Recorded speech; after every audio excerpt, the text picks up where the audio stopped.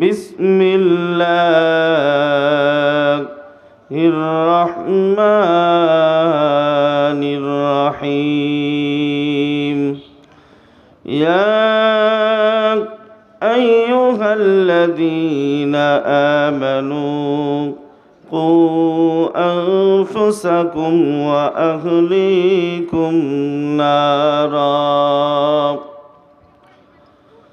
قال النبي صلى الله عليه وسلم القبر روضة من رياض الجنة أو حفرة من حفر النار أو كما قال عليه الصلاة والسلام إن الله وملائكته يصلون على النبي يا أيها الذين آمنوا صلوا عليه وسلموا تسليما بلغ العلا সবাই জবান খুলে মুহাব্বতের স্বরে পড়েন বালাগাল উলা بكماله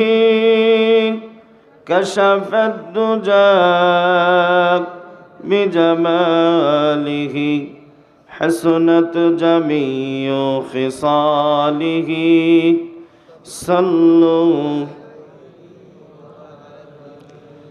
মুসলিম আমি সংগ্রামী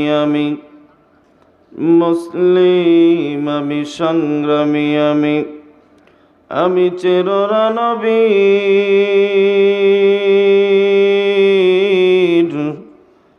আল্লাহকে সারা কাউকে মানি না নারায়ে তাকবীর কালিমা লা ইলাহা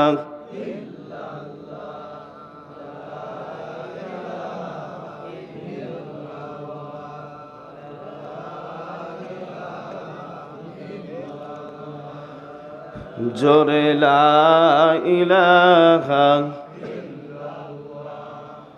লা ইলাহা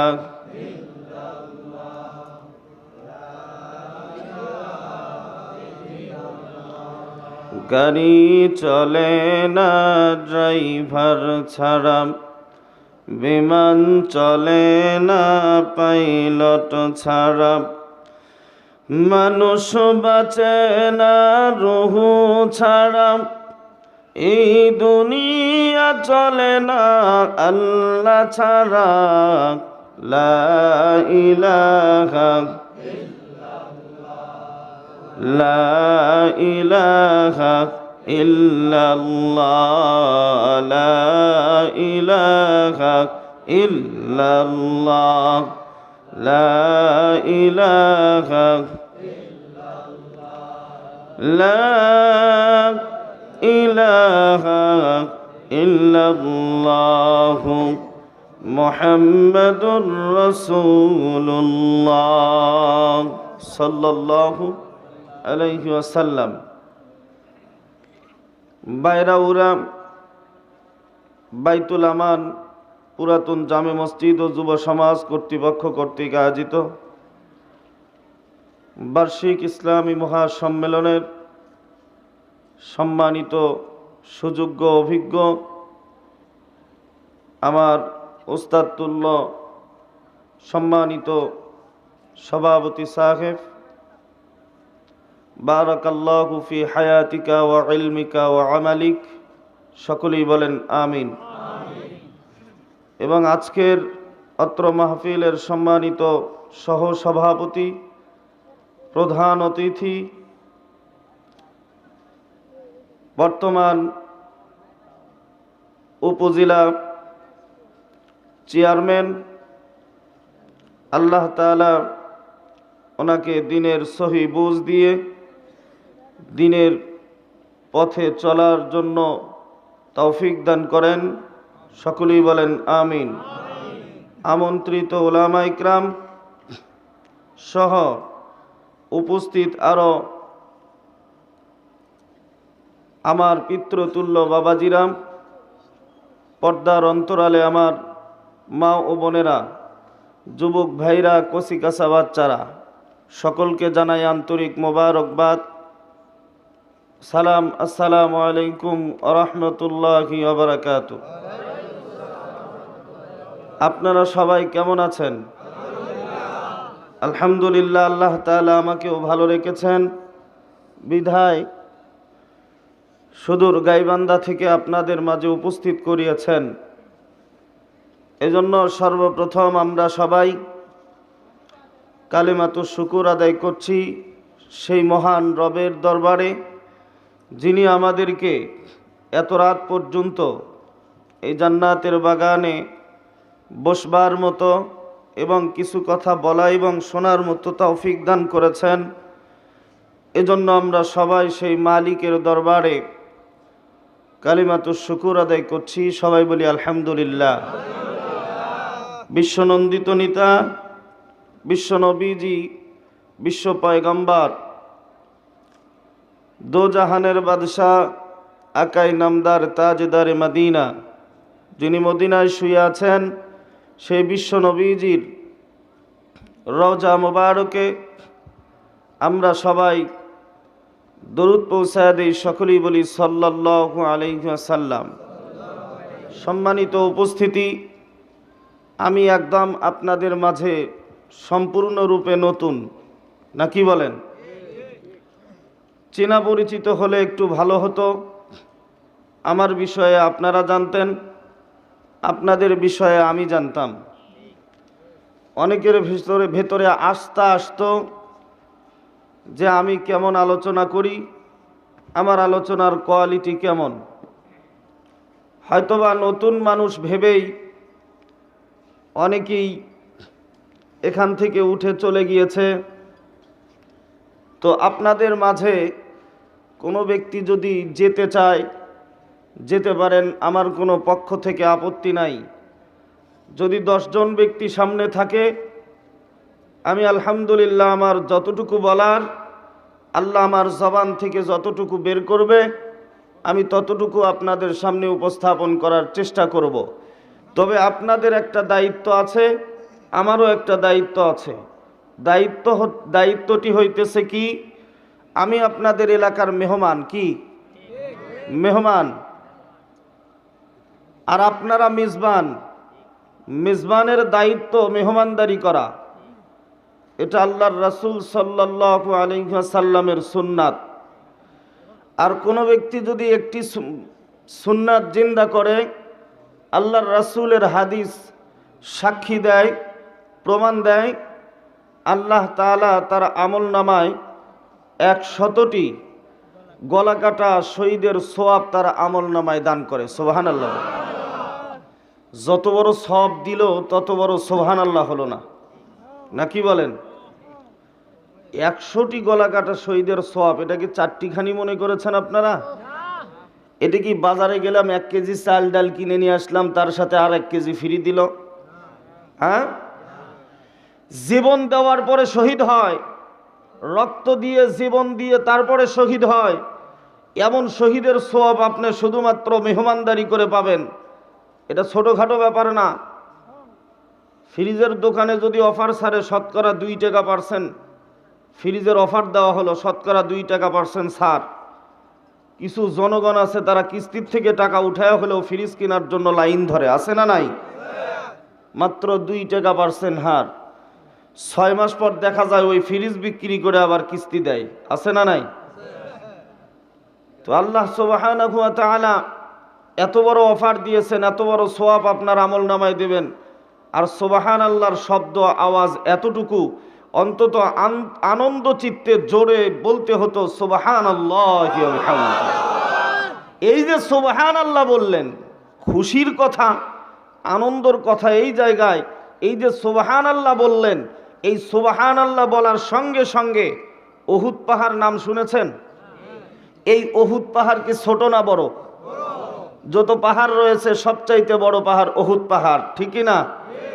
এই উহুদ পাহাড়ের চাইতেও ওজনওয়ালা, বেশি ওজনওয়ালা নেকি একবার সুবহানাল্লাহ বললে আল্লাহর ওই বান্দার আমলনামায় জমা হয়ে যায়। সুবহানাল্লাহ।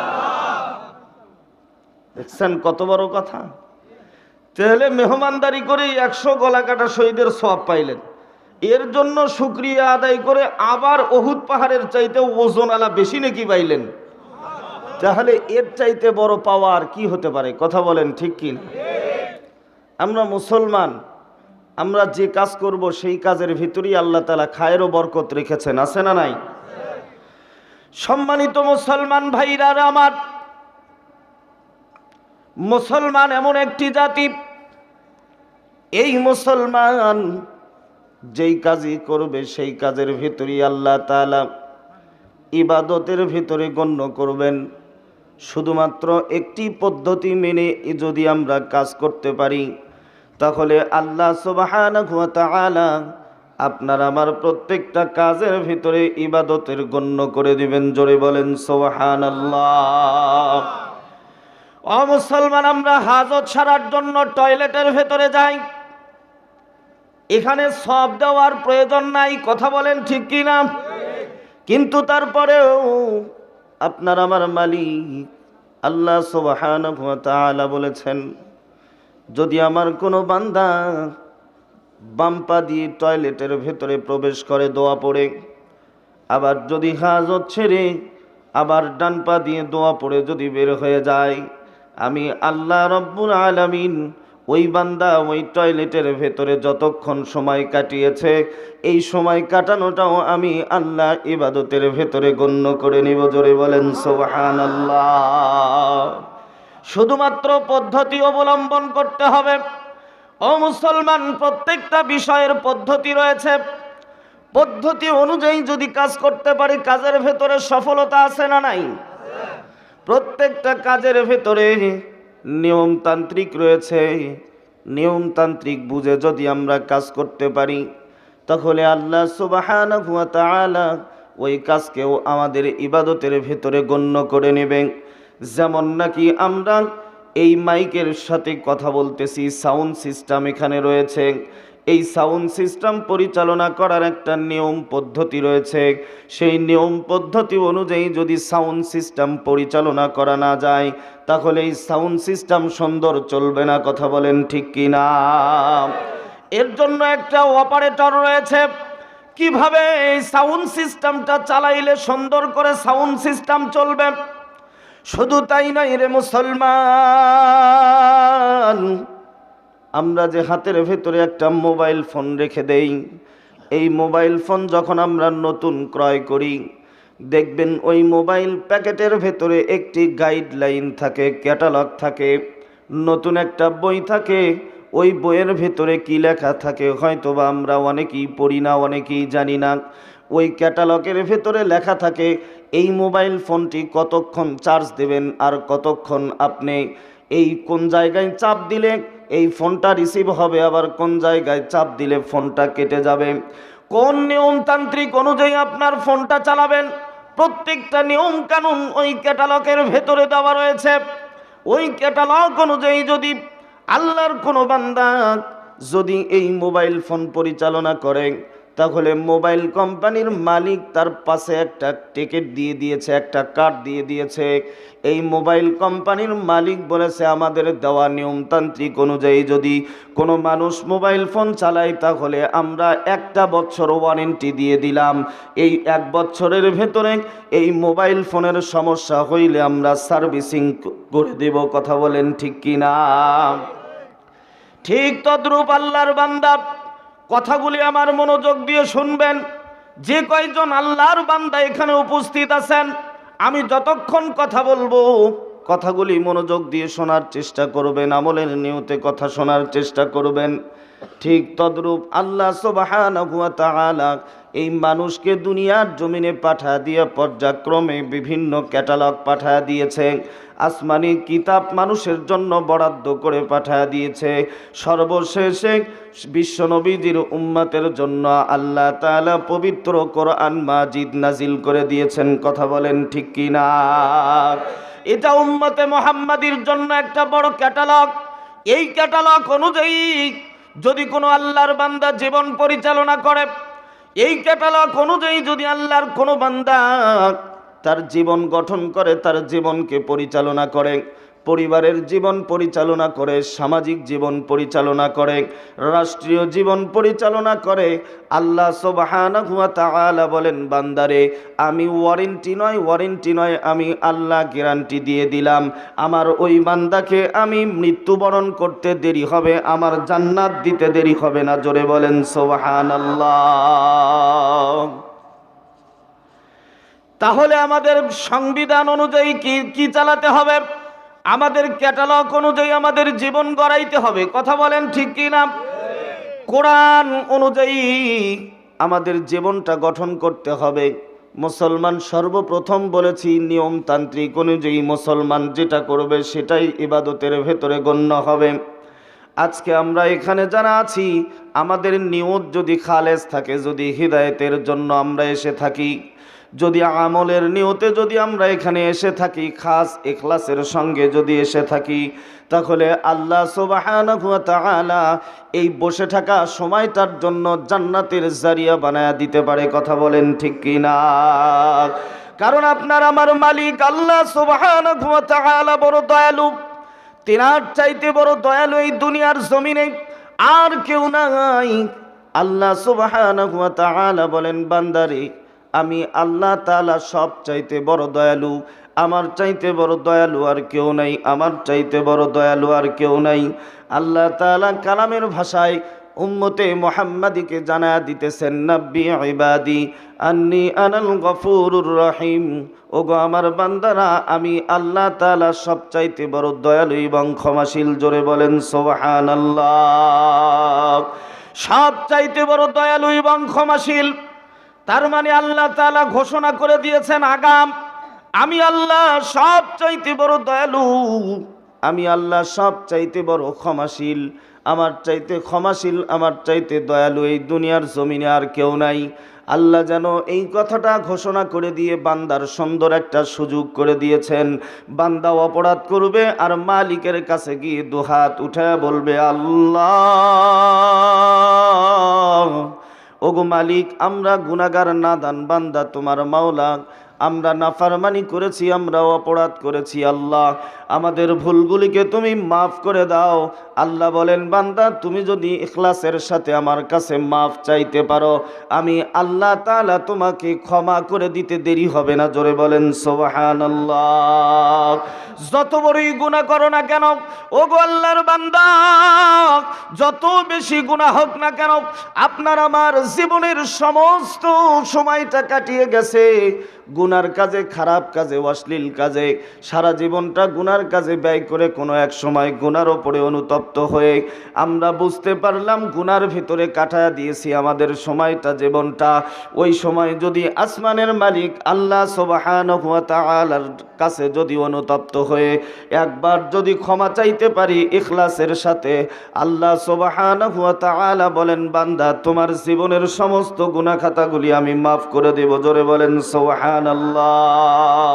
শুধু তাই নয় রে মুসলমান, ও আল্লাহর বান্দা, আল্লাহ সুবহানাহু ওয়া তাআলা বলেন, তোমার জীবনের সমস্ত গুনাহ খাতাগুলি আমি আল্লাহ তাআলা মাফ করে দিলাম।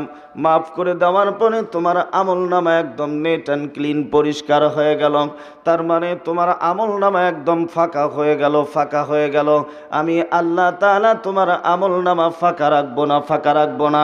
আমি আল্লাহ যেই পরিমাণ তোমাকে তোমার গুনাহগুলি মাফ করে দিয়েছি, আমি আল্লাহ ওই পরিমাণ নেকি তোমার আমলনামায় জমা করে দিব। জোরে বলেন সুবহানাল্লাহ। মুসলমান চিৎকার দিয়ে বলেন সুবহানাল্লাহ।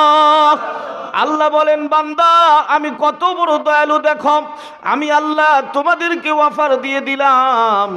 তোমরা গুনাহ করেছো, ভুল করেছো, অপরাধ করেছো, তোমরা নাফরমানি করেছো, আমি আল্লাহর কাছে অনুতপ্ত হয়ে যাও, আমি আল্লাহর কাছে আত্মসমর্পণ করো, তাহলে আমি আল্লাহ তাআলা তোমাদের জীবনের সমস্ত গুনাহ খাতাগুলি মাফ করে দেওয়ার পরে যেই পরিমাণ গুনাহ তোমাদের মাফ করে দিব, ওই পরিমাণ নেকি তোমাদের আমলনামায় বোনাস স্বরূপ জমা করে দেব। জোরে বলেন সুবহানাল্লাহ।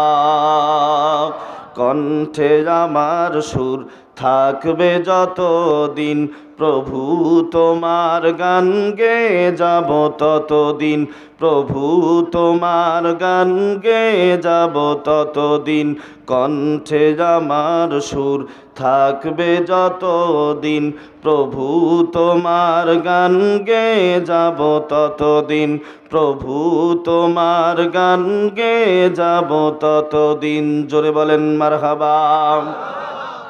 সৃষ্টি করেছ তুমি তামাম জাহান, আমার সুর তুমি করেছ দান।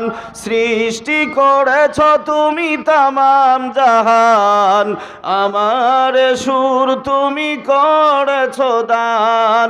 গানেরই ছন্দে মনের আনন্দে দমে দমে সরি তোমায় নিশিদিন, কণ্ঠে আমার সুর থাকবে যতদিন, প্রভু তোমার গান গেয়ে যাব ততদিন, প্রভু তোমার গান গেয়ে যাব ততদিন। জোরে বলেন মারহাবা। দূর আকাশে যায় পাখি উড়ে উড়ে, কুহু কুহু গান গাই মধুর সুরে, পাখির মধুর সুরে হৃদয় যায় উড়ে, পাখির মধুর সুরে হৃদয় যায় উড়ে।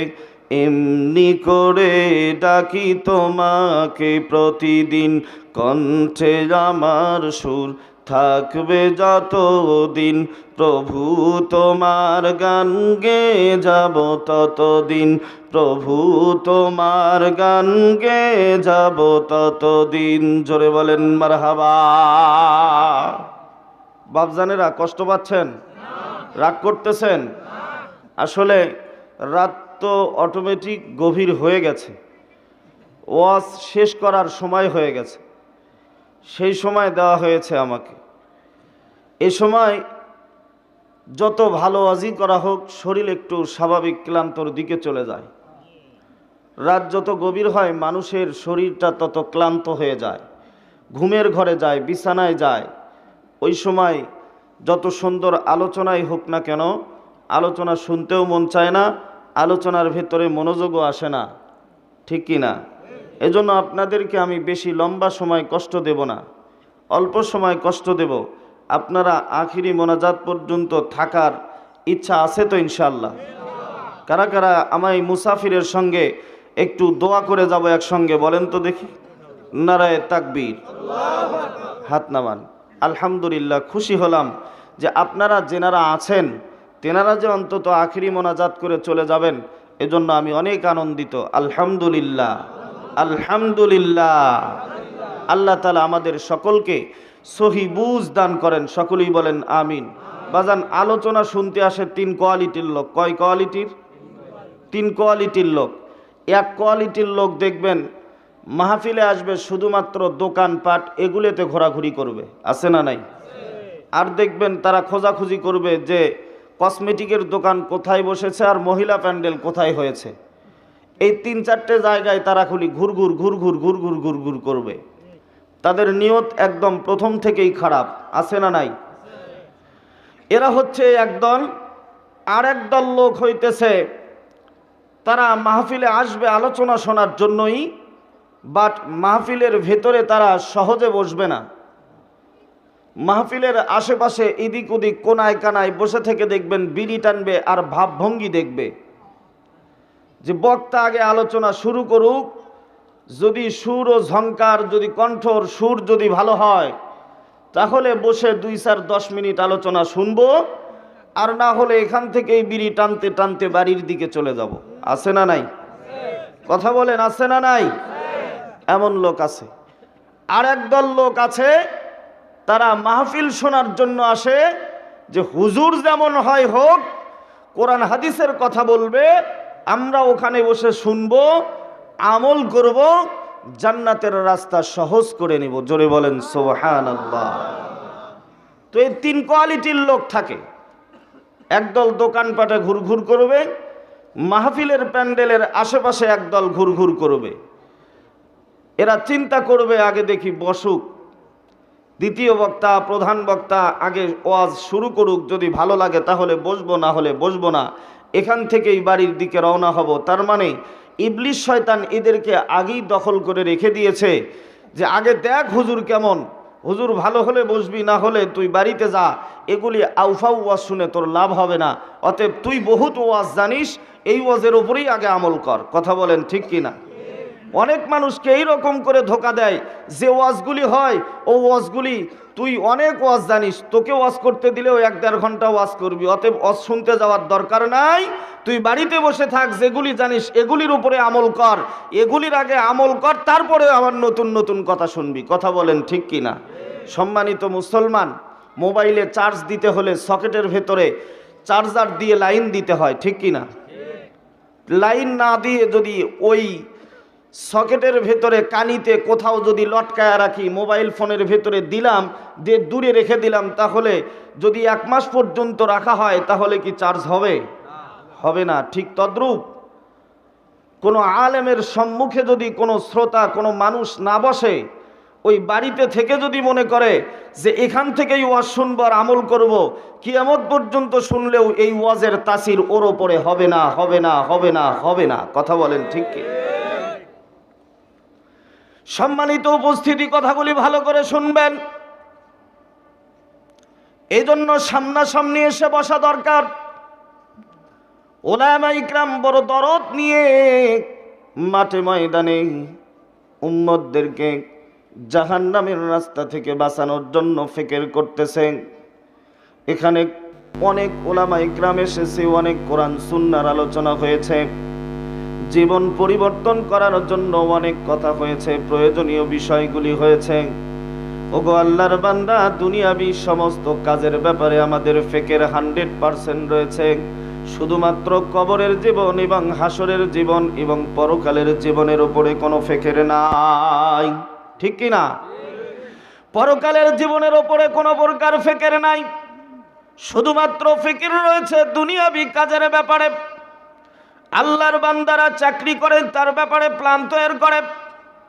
আল্লাহর বান্দারা ব্যবসা বাণিজ্য করে, তার ব্যাপারে অনেক ধরনের প্ল্যান প্রোগ্রাম করে, অনেক নিয়মতান্ত্রিক করে, ব্যবসা হিসাবপাতি 20 টাইট রাখে। রাত্রিবেলায় ব্যবসা থেকে যখন বাড়ির দিকে রওনা হয়ে যাবে, ওই সময় হিসাবের খাতা নিয়ে বারবার হিসাব করে, হিসাব করতে করতে যদি 1 টাকার হেরফের হয়, গন্ডগোল হয়, 10 বার হিসাব করবে, তারপরেও 1 টাকা মিলায়া তারপরে বাড়িতে যাবে। কথা বলেন ঠিক কি না?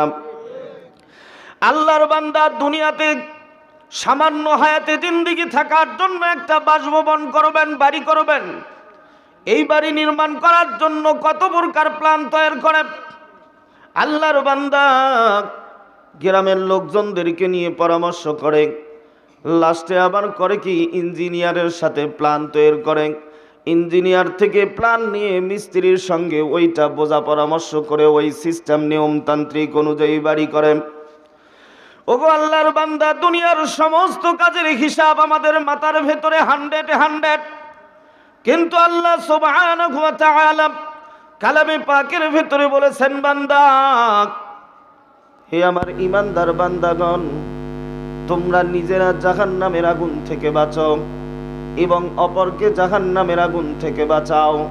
এটা যেন আল্লাহ সুবহানাহু ওয়া তাআলা বড় দরদ নিয়ে বলেছেন, ভালোবাসা নিয়ে বলেছেন, বান্দা, তোমরা নিজেরা জাহান্নামের আগুন থেকে বাঁচো এবং তোমাদের আহাল পরিবার পরিজনদেরকে জাহান্নামের আগুন থেকে বাঁচাও। এই একটি ফিকির আমাদের বান্দার ভেতরে নাই। কথা বলেন ঠিক কি না? ইয়া আইয়ুহাল্লাযীনা আমানু কু আনফুসাকুম ওয়া আহলিকুম নারা। আল্লাহ সুবহানাহু ওয়া তাআলা বলেন, হে আমার ঈমানদার বান্দাগণ। সম্মানিত উপস্থিতি, ঈমানদার বলে সম্বোধন করেছেন। মুফাসসিরিন ইকরাম বলেন, আল্লাহ সুবহানাহু ওয়া তাআলার কাছে এর চাইতে দরদের ভাষা আর কিছুই হয় না। আল্লাহ বড় দরদ নিয়ে, বড় ভালোবাসা নিয়ে, মুফাসসিরিন ইকরাম বলেন, যখন আল্লাহ তাআলা ইয়া আইয়ুহাল্লাযীনা আমানু বলে ডাক দেন, তখন যেন আল্লাহ তাআলা তার 2টা কুদরতি হাত সামনের দিকে বাড়ায় দেন। যেমন মা বাবারা ছোট্ট বাচ্চাকে কোলে নেওয়ার সময় আগাম দুইটা হাত বাড়া দিয়ে বলে, বাবা আসো আসো আমার বুকের ভেতরে আসো, আমার বুকের ভেতরে আসো। সন্তানকে বুকের ভেতরে নেওয়ার জন্য, সন্তানকে কোলের ভেতরে নেওয়ার জন্য মা যেমন নাকি দুইটা হাত আগাম বাড়ায় দেয়, ঠিক তদ্রূপ ইয়া আইয়ুহাল্লাযীনা আমানু বলতে গিয়ে আল্লাহ সুবহানাহু ওয়া তাআলা তিনার দুইটা কুদরতি হাত বাড়া দিয়ে বান্দাদেরকে ডাকে, বান্দা আয়, বান্দা আয়, আমি আল্লাহ আমার দুইটা কুদরতি হাত তোমাদের দিকে বাড়ায় দিলাম, আয় রে বান্দা আমার কাছে আয়, আমি আমার বুকের ভিতরে তোদেরকে নিব, আয় রে বান্দা আয়। বড় ভালোবাসা বড় দরদ নিয়ে আল্লাহ তাআলা ডাকেন, বান্দা আয়। বান্দা যদি আল্লাহর ডাকে সাড়া দেয়, সে যত বড় পাপী হোক না কেন, যত বড় নাখাস্তা হোক না কেন, যত বড় নাফরমান বান্দা হোক না কেন, বান্দা আল্লাহর ডাকে যদি সাড়া দেয়, আল্লাহকে যদি একবার বান্দা ডাকে আল্লাহ, আল্লাহ আর দেরি করেন না, সঙ্গে সঙ্গে আসমান থেকে জবাব দিয়ে দেন, লাব্বাইক ইয়া আব্দি। বান্দা বলো তুমি আমার কাছ থেকে কি চাও, বান্দা তুমি আমাকে বলো, বান্দা তুমি কি চাও। বান্দা তখন যা চাইবে আল্লাহ তাআলা দিয়ে দিবে, কারণ আল্লাহর কোন নাফরমান বান্দা আল্লাহ সুবহানাহু ওয়া তাআলাকে যদি একবার আল্লাহ বলে ডাক দেয়, আল্লাহ রব্বুল আলামিনের রহমতের দরিয়ার ভেতরে জোশ লেগে যায়, উতাল পাতাল সৃষ্টি হয়ে যায়, আল্লাহর ভালোবাসা উতলা পড়ে, বান্দার দিকে রহমত আসতেই থাকে আসতেই থাকে। যেমন নাকি একটা মায়ের 4টা সন্তান রয়েছে, এই 4টা সন্তানের মধ্যে 3টা সন্তান মাকে সঠিকভাবে ডাকে, ঠিকভাবে ডাকে, সময়তান্ত্রিক অনুযায়ী ডাকে, কিন্তু এমন একটি সন্তান রয়েছে যেই সন্তানটি মাকে সঠিকভাবে ডাকে না, ভালোভাবে ডাকা করে না। মায়ের বুকের ভেতরে দুঃখ, মায়ের মনের ভেতরে কষ্ট, হাই রে হাই, 10 মাস 10 দিন যারে আমি গর্ভে ধারণ করে হাজারো কষ্ট সহ্য করলাম, এত পরিমাণ কষ্ট সহ্য করেছি, আমি খাইতে পারি নাই, ঘুমাইতে পারি নাই রে মুসলমান। জন্মধারিণী মা এত পরিমাণ কষ্ট করে যে কষ্টটা আমরা শোধ দিতে পারবো না। কথা বলেন ঠিক কি না? কথাগুলি ভালো করে বুঝবেন যুবক ভাইরা আমার। মাকে বেয়াজ্জতি করবেন না, মাকে আপনারা কোনোদিন কষ্ট দেবেন না। একদিন নয়, 2 দিন নয়, 10 মাস 10 দিন পর্যন্ত আপনার মা আপনার জন্য কষ্ট করেছে, ঠিকভাবে একটা বেলা খাইতে পারে নাই, একটা বেলা ঘুমাইতে পারে নাই, সারাদিন পরিশ্রম করেছে, ক্ষুধার জ্বালায় পেটের ভেতরে চোঁচো করে। মা জননী দুপুর বেলায় প্লেটের ওপরে ভাত নিয়া ভাতটা খানা খাবে, খানা খাওয়ার জন্য প্লেটের ভেতরে খানা নিয়া লোকমাটা হাতের ভেতরে উঠাইছে, এমন সময় মুখের ভেতরে দেবে, আপনি আপনার মায়ের কলিজা বরাবর একটা লাথি মেরে দিয়েছেন, পেটের ভেতরে একটা লাথি মেরে দিয়েছেন রে যুবক। কলিজা বরাবর চিৎকার মেরে চোখের পানি ছেড়ে দিয়ে কান্না করেছে, আল্লাহকে ডাক দিয়ে বলে, মালিক পেটের ব্যথা, এত জ্বালার কষ্ট সহ্য হয় না, লোকমাটা মুখের ভেতরে না দিয়া প্লেটের ওপর ফালায়া দিয়া মা জননী বিছানার ভেতরে গড়াগড়ি খায়, চোখের পানি ছেড়ে দিয়ে কান্না করে, গো আল্লাহ এত পরিমাণ কষ্ট আর সহ্য হয় না মালিক, এর চাইতে মৃত্যু দিয়ে দাও। মা জননী ঠিকভাবে খাইতে পারি নাই, এইভাবে সারাদিন কেটে যায়। রাতের অন্ধকারে সমস্ত মানুষ, আত্মীয় স্বজন, পাড়া প্রতিবেশী সবাই ঠিকভাবে খেয়ে দিয়ে ঘুমায় গেছে, পাশে স্বামীও ঘুমায় গেছে, শ্বশুর শাশুড়ি সবাই ঘুমায় গেছে, কিন্তু আপনার মায়ের চোখে ঘুম নাই। হঠাৎ করে আপনার মায়ের চোখে তন্দ্রার ভাব এসে গিয়েছে, বালুশের ভিতরে মাথাটা লাগায় দিয়েছে, ঘুম আসবে আসবে ভাব। এমন সময় আর একটা পাঁজরের ভিতরে আপনার মায়ের লাথি মেরে দিয়েছেন, আপনার মায়ের চোখের ঘুম একদম ঝাঁক করে ভেঙে গিয়েছে। ভেঙে যাওয়ার পরে আর ঘুমাইতে পারে না, স্বামীরেও ডাকতে পারে না, শ্বশুর শাশুড়িরেও ডাকতে পারে না, একবার ডান কাত হয়ে যায়, একবার বাম কাত হয়ে যায়। চোখের ভেতরে ঘুম আসে না, বিছানার থেকে উঠিয়া বারান্দায় পায়চারি করে হাঁটাহাঁটি করে সকাল বেলায় ভোর হয়ে যায়। এইভাবে সারা রাত্রি কেটে যায়, সারা দিন কেটে যায়। এত পরিমাণ কষ্ট করেছে আপনার মা জননী। এই মায়ের সঙ্গে বেয়াদবি করবেন না যুবক। বলতেছিলাম এত কষ্ট করে মা জননী সন্তানকে গর্ভে ধারণ করেছে, কিন্তু 3টা সন্তান মাকে মা বলে ডাকে। একটা সন্তান রয়েছে মাকে মা বলে ডাকে না, ঠিকভাবে মায়ের সঙ্গে ভালো ব্যবহার করে না। হঠাৎ করে একদিন ওই দুষ্ট ছেলে, ওই খারাপ ছেলে, যেই ছেলে মাকে মা বলে ডাকে না, সকালবেলা ঘুম থেকে উঠে মাকে ভালোবাসার স্বরে মা বলে ডাক দিয়ে বলতেছে, মা আমাকে খাবার দাও।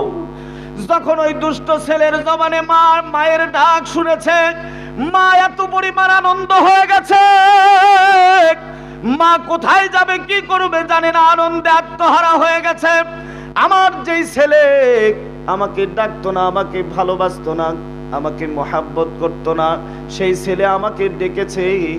আর 3টা ছেলে যে দিনের ভেতরে 10 বার ডাকে, সেই 10 বার ডাকে অত তৃপ্তি পায় না। যেই সন্তান ডাকে না, ওই সন্তান একবার ডেকেছে, এত পরিমাণ তৃপ্তি হয়েছে, আনন্দিত হয়েছে। আসমানের মালিক আল্লাহ তাআলা বলেন, বান্দা, এ বান্দা শুনে নাও, আমার যেই নাফরমান বান্দা আমাকে ভুলে গিয়েছে, আমার আয়াতের বাহিরে চলে গিয়েছে, এমন একজন নাফরমান বান্দা যদি আমাকে একবার আল্লাহ বলে ডাকে, আমি আল্লাহ এত আনন্দিত হয়ে যাই, আমার রহমতের ভিতরে জোশ লেগে যায়। এ আল্লাহর বান্দারা আল্লাহ বলেন, বান্দা আমি এত পরিমাণ আনন্দ হয়ে যাই, আমার রহমতের দুনিয়ার ভিতরে জোশ লেগে যায়। আমি আল্লাহ বান্দার ডাকে সাড়া দিয়ে বলি, লাব্বাইক ইয়া আব্দি, বান্দা বল বল বান্দারে তুই কি চাস, আমি আল্লাহ তোরে দিতে বাধ্য। বান্দা যদি বলে আল্লাহ আমাকে মাফ করে দাও, ক্ষমা করে দাও, আল্লাহ বলেন, বান্দা যা তোরে দিলাম, তুই যেহেতু আমারে চিনেছিস, এখন আমাকে ভুলে গিয়েছিলিস, আমার কাছে এসে আত্মসমর্পণ করলি, আমি আল্লাহ তোর জীবনের সমস্ত গুনাহ খাতাগুলি মাফ করে দিলাম। জোরে বলেন সুবহানাল্লাহ। ঠিক দরদের ভাষা নিয়ে আল্লাহ তাআলা বলেন, ইয়া আইয়ুহাল্লাযীনা আমানু, হে আমার ঈমানদার বান্দাগণ, আমি আল্লাহ আমার রহমতের 2টা হাত বাড়া দিয়ে তোদেরকে বললাম, আমার ঈমানদার বান্দাগণ, তোমরা নিজেরা জাহান্নামের আগুন থেকে বাঁচো, আর তোমাদের আহাল পরিবার পরিজনদেরকে জাহান্নামের আগুন থেকে বাঁচাও। ও মুসলমান, আল্লাহ তাআলা সরাসরি ওয়ার্নিং দিয়ে দিলেন, বান্দা জাহান্নামের আগুন থেকে বাঁচো। তার মানে জাহান্নামের আগুন এটা আপনি আমি সহ্য করতে পারবো না, এটা আল্লাহ সুবহানাহু ওয়া তাআলা ভালো করে জানেন। যার কারণে আল্লাহ তাআলা অগ্রিম আপনাকে আমাকে জাহান্নামের আগুন থেকে বাঁচতে বলতেছেন। ওগো মুসলমান, দুনিয়ার ভেতরে সমস্ত কাজের ব্যাপারে ফিকির রয়েছে। আমরা কৃষি আবাদ করি, সেই আবাদে কোন সময় কোন সার, কোন ইউরিয়া, ফসফেট, কীটনাশক ব্যবহার করতে হবে, সব সময় এগুলি আমরা হিসাব নিকাশ করে ব্যবহার করি। নিজে যদি না বুঝি, গ্রামের ভেতরে যেই ব্যক্তি বোঝে তার কাছে পরামর্শ নেই। আমি বেগুনের আবাদ করেছি, এই বেগুনের ভিতরে এখন আমি কি দিব, কোন কীটনাশক ব্যবহার করলে আমার বেগুনের ফসলটা ভালো হবে, এই জিনিসটা আমরা জেনে নেই। কিন্তু একটি মাত্র ব্যাপারে আমাদের অলসতা, গাফিলতি, সেটা হইতেছে জাহান্নামের আগুন থেকে বাঁচতে চাই না। জাহান্নামের আগুন থেকে বাঁচার জন্য আপনার আমার কোনো ফিকির নাই, কথা বলেন ঠিক কিনা? অথচ আল্লাহর বান্দা জাহান্নামের আগুন কিন্তু সহ্য করা যাবে না, এত পরিমাণ কষ্টদায়ক আযাব দুনিয়ার ভিতরে একটি মাত্র মশার কামড় সহ্য করতে পারি না। একটি মশার হাত থেকে বাঁচার জন্য মশারির ব্যবস্থা করে রাখা হয়, শুধু তাই নয় কয়েলের ব্যবস্থা করা হয়, শুধু তাই নয় স্প্রের ব্যবস্থা করা হয়, আরও বৈদ্যুতিক অনেক যন্ত্র নেমেছে মশার থেকে রক্ষা পাওয়ার জন্য, মশার থেকে বাঁচার জন্য। ওগো আল্লাহর বান্দা, একটি মশার কামড় থেকে বাঁচার জন্য কত প্রকার প্ল্যান আমরা তৈরি করি। একটা বারের জন্য চিন্তা করেছি কি, ওই জাহান্নামের ভেতরে যখন আগুনের ভেতরে আপনাকে আমাকে জ্বালায় দেবে, দিবে। এমন একটি আগুন হবে যেই আগুন আমার শরীরের ভিতরে লাগার পরে আমার শরীরের চামড়া গোশতগুলি গলে গলে পড়তে থাকবে। আমার শরীর থেকে সমস্ত চামড়া গোশতগুলি চর্বির মতো গলে গলে পড়তে থাকবে, এত পরিমাণ কষ্ট। ওগো আল্লাহর বান্দা, যেই জাহান্নামের ভেতরে এমন খাবার হবে যেই খাবারটা গলার ভেতরে আটকায় থাকবে, পেটের ভেতরেও যাবে না, সামনের দিকেও বের হবে না, গলার ভেতরে আটকায় থাকবে। এর যা ব্যথা হবে, এর যা কষ্ট হবে, এই কষ্টের কারণে বান্দা চিৎকার করতে থাকবে। ওই জাহান্নামীর চিৎকারের কারণে জান্নাতীরাও অতিষ্ঠ হয়ে যাবে। জান্নাতীরাও বলবে, ও গো আল্লাহ, এই চিৎকার তো সহ্য হইতেছে না। তাহলে একটা বারের জন্য চিন্তা করেন, ওই জাহান্নামের আযাব থেকে কিন্তু আমরা বাঁচার কখনো ফিকির করি না, চিন্তা করি না। কথা বলেন ঠিক কি না? নিজে তো জাহান্নামের আগুন থেকে বাঁচার চেষ্টা করি না, আবার আহাল পরিবার পরিজনদেরকেও জাহান্নামের আগুন থেকে বাঁচানোর কখনোই ফিকির করি না, চিন্তা করি না। আমার সন্তান নামাজ পড়ে না, আমার সন্তান নামাজ পড়ে না, 5 ওয়াক্ত নামাজ পড়ে না, আমার স্ত্রী পর্দার ভেতরে থাকে না, আমার মেয়ে পর্দা করে না, 5 ওয়াক্ত নামাজ পড়ে না। এই ব্যাপারে আপনার আমার কোনো চিন্তা ফিকির নাই। আমার মেয়ে আধানাংটা পরিবেশে রাস্তাঘাটে চলাফেরা করে, বেপর্দায় উলঙ্গপনা করে রাস্তাঘাটে চলাফেরা করে, আমি দেখেও না দেখার ভান করে থাকি। কথা বলেন ঠিক কি না? ও মিয়া, তুমি যত বড়ই নামাজিওয়ালা হও না কেন, যত বড়ই ইবাদত গুজারি হও না কেন, তোমার একটা মেয়ে আধানাংটা পরিবেশে উলঙ্গ হয়ে রাস্তাঘাটে চলাফেরা করবে, এই একটা মেয়েই তোমার জাহান্নামে যাওয়ার জন্য যথেষ্ট। কথা বলেন ঠিক কি না? মসজিদে আজান দিতেছে, তুমি 5 ওয়াক্ত নামাজ পড়ো জামাতের সঙ্গে, আজান দেওয়ার সঙ্গে সঙ্গে তাসবিহটা হাতের ভিতরে নিয়া তুমি মসজিদের ভেতরে যাইতেছো আর সুবহানাল্লাহ সুবহানাল্লাহ বলতেছো।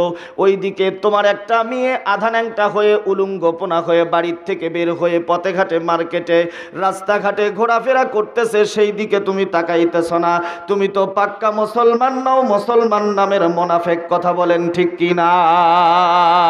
তুমি তোমার মেয়েকে সাবধান করো না, তুমি তোমার স্ত্রীকে পর্দার ভেতরে রাখো না।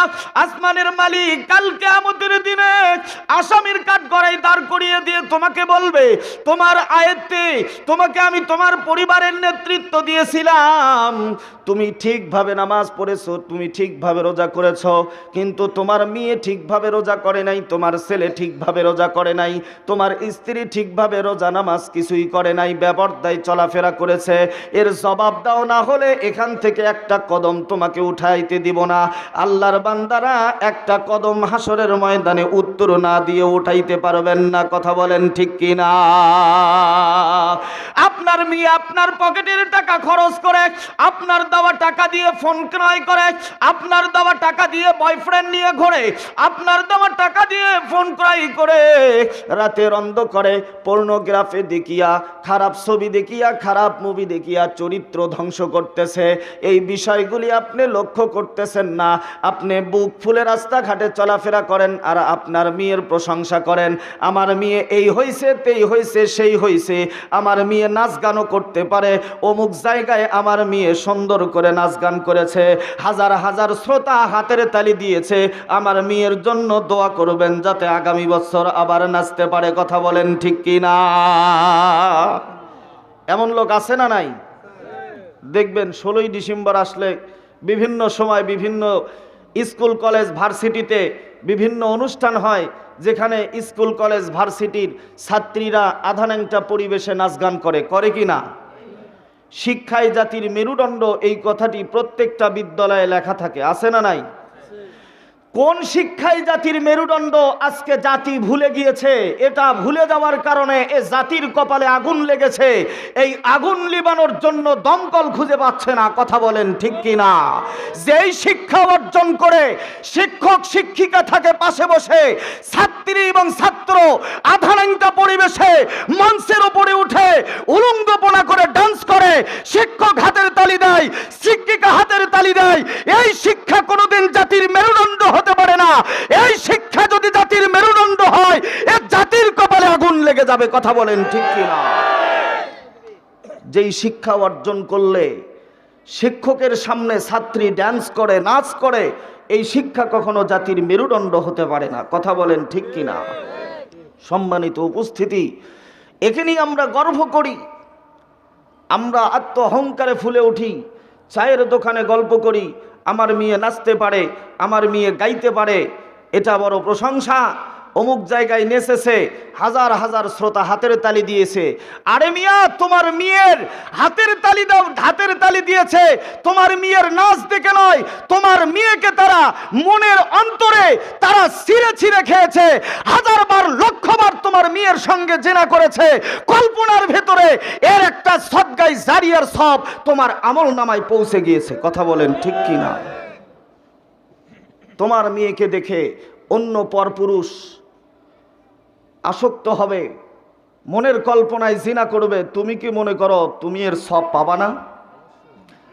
সদগাই জারিয়ার যেমন সব রয়েছে, সদগাই জারিয়ার তেমন নেকিও রয়েছে। সে নেকি তোমার আমল নামায় পৌঁছে যাবে। সে বদ আমলের পাল্লা, ওইভাবে বদ আমল গুনাহ তোমার আমল নামায় পৌঁছে যাবে। তুমি হিসাব করে দেখবে হাসরের ময়দানে, কেড়ে এত গুনাহকে, এ গুনাহ তো আমি কোনোদিন করি নাই। কথা বলেন ঠিক কিনা? তোমার মেয়ে বেপরদায় রাস্তাঘাটে চলাফেরা করে, এটা তোমাকে দেখা দরকার আছে, আছে না নাই? এটা আমাদের সমাজের রোগ, সমাজের ব্যাধি। বর্তমান সমাজে এমন পরিস্থিতি, সমান অধিকার চাইতে চাইতে এমন অবস্থা হয়ে গেছে, আমাদের মা বোনদের শরীরের ভেতরে পোশাক আর ঠিকঠাক জায়গায় নাই। কথা বলেন ঠিক কিনা? যার কারণে দেখবেন আজকে সমাজের ভেতরে কন্যা সন্তানকে বিবাহ দিতে গেলে ঘটক যে হয় তাকে শতকরা 10% 15% আগে ঘুষ দিতে হয়, যে আমি শতকরা 15% যত লক্ষ টাকা আমি যৌতুক দেব, এই যৌতুক থেকে শতকরা 15% তোমাকে দেব, আমার মেয়ের জন্য একটা সুপাত্র জোগাড় করে দাও। কথা বলেন ঠিক কিনা? হাজার হাজার টাকা খরচ করেও সুপাত্র মেলে না। কথা বলেন আছে কিনা? হাজার আইন পাশ করার পরেও আমাদের মা বোনদেরকে ধর্ষিত হওয়া থেকে বাঁচাইতে পারতেছে না, ইফতিজিংয়ের হাত থেকে বাঁচাইতে পারতেছে না। এগুলির কারণ একটাই, সেটা হচ্ছে আমার মা বোনেরা পর্দার ভেতরে না থাকার কারণে। কথা বলেন ঠিক কিনা? কারণ কষ্ট পাচ্ছেন, রাগ করতেছেন।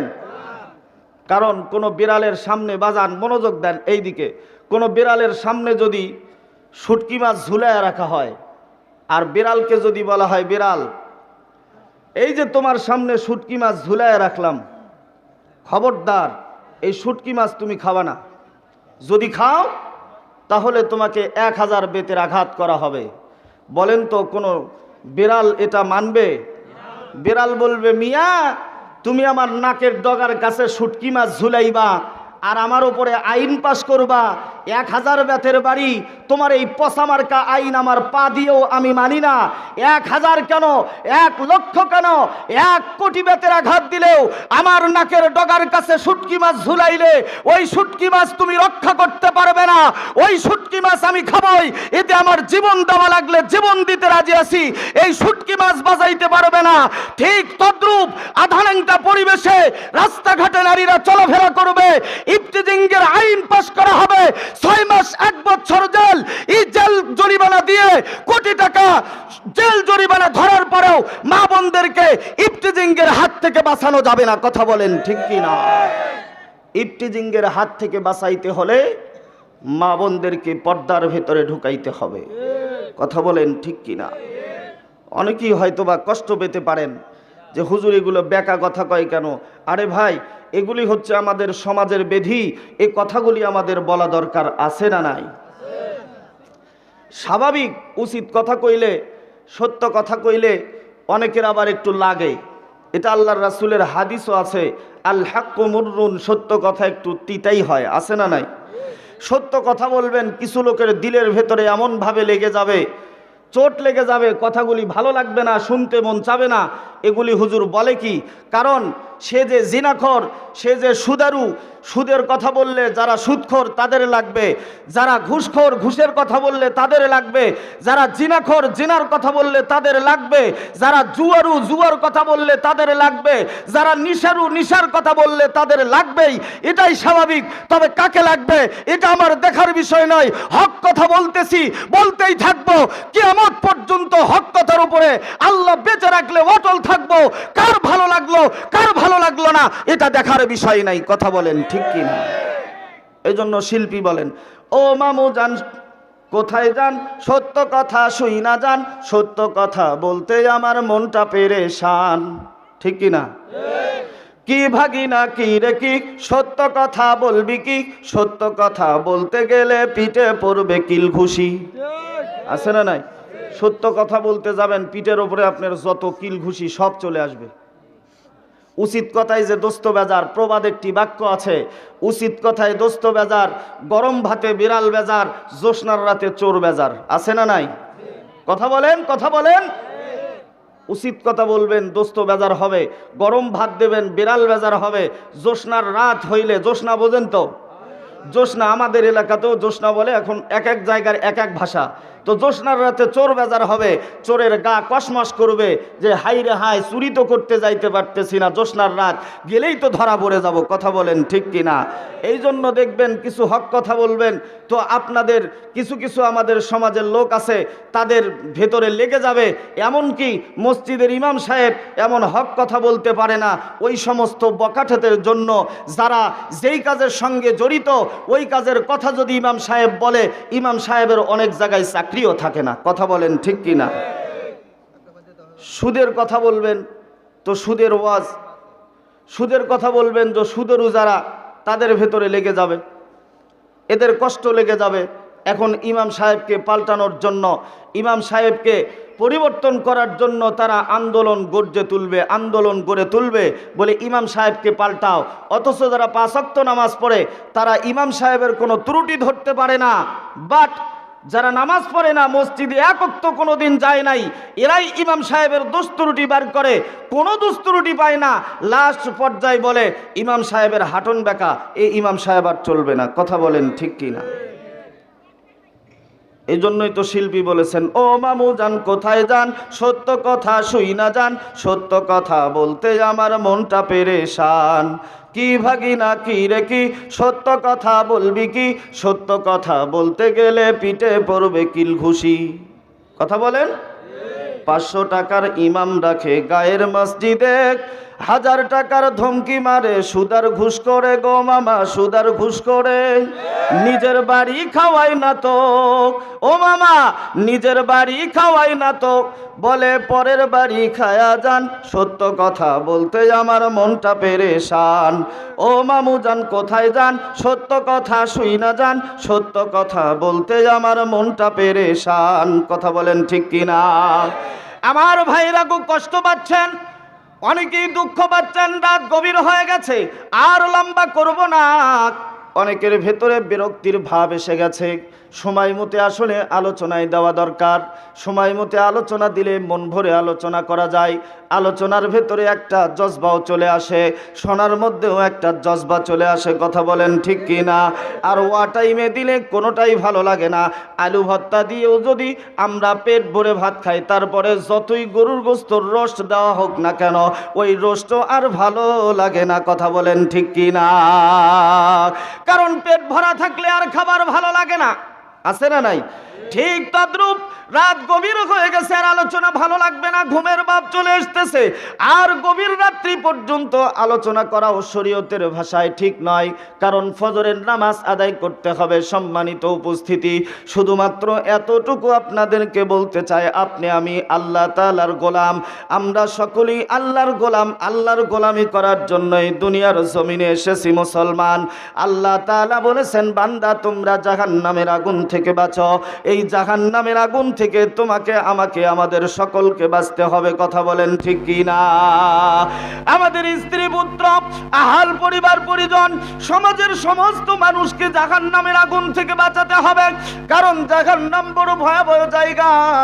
এই জাহান্নামের আযাব কিন্তু ছোটখাটো আযাব নয়, এটা কঠিন একটা জায়গা। এই জায়গার থেকে বাঁচতে হবে। আর যদি জাহান্নাম থেকে আমরা বাঁচতে চাই তাহলে সর্বপ্রথম আল্লাহর ভয় আমাদের দিলের ভেতরে ঢুকাইতে হবে। কথা বলেন ঠিক কি না? আল্লাহর ভয় যদি আমাদের দিলের ভেতরে সেটিং করে নেই, আল্লাহর ভয় যদি আমাদের দিলের ভেতরে থেকে যায় তাহলে কি হবে? আল্লাহর ভয় থাকলে আমাদের দ্বারাই কোনো গুনার কাজ হবে না, কোনো খারাপ কাজ হবে না। আর গুনার কাজ থেকে আল্লাহ তাআলা হেফাজত করবেন। আল্লাহর ভয় যদি আপনার আমার দিলের ভেতরে থাকে, আর আল্লাহর ভয় যদি আপনার আমার দিলের ভেতরে না থাকে, তাহলে আপনার আমার দ্বারাই দুনিয়ার সমস্ত অপকর্ম হওয়া সম্ভব। কথা বলেন ঠিক কি না? দুনিয়ার সমস্ত অপকর্ম হওয়া সম্ভব। তাহলে আল্লাহর ভয় আপনার আমার দিলের ভিতরে ঢুকাইতে হবে। এই ব্যাপারে আল্লাহ সুবহানাহু ওয়া তাআলা পবিত্র কালামে পাকের ভিতরে বলেছেন, ওয়া আম্মা মান খাফা মাকামা রাব্বিহি ওয়া নাহান নাফসা আনিল হাওয়া। আল্লাহ সুবহানাহু ওয়া তাআলা বলেন, যেই বান্দার দিলের ভেতরে আমি আল্লাহর সামনে দাঁড়ানোর ভয়টা রয়েছে, কলিজার ভেতরে আল্লাহর ভয় রয়েছে, দিলের ভেতরে আল্লাহর ভয় সেটিং ফিটিং করে নিয়েছে, আল্লাহ সুবহানাহু ওয়া তাআলা বলেন, আমি আল্লাহ তাআলা ওই বান্দার ঠিকানা করে দেব আমার জান্নাতের ভেতরে। ফা ইন্নাল জান্নাতা হিয়াল মাওয়া। আল্লাহর ভয় আপনার আমার দিলের ভেতরে থাকবে তো আল্লাহ তাআলা আপনার ঠিকানা করে দেবে আল্লাহর জান্নাতে। জোরে বলেন সুবহানাল্লাহ। আল্লাহর ভয় আপনার আমার দিলের ভিতরে সেটিং এবং ফিটিং করে নিতে হবে। ও যুবক ভাইরা, আল্লাহর ভয় দিলের ভেতরে সেটিং করে নাও। কারণ তুমি রাতের অন্ধকারে পর্নোগ্রাফি দেখো স্মার্টফোনে, অ্যান্ড্রয়েড ফোনে।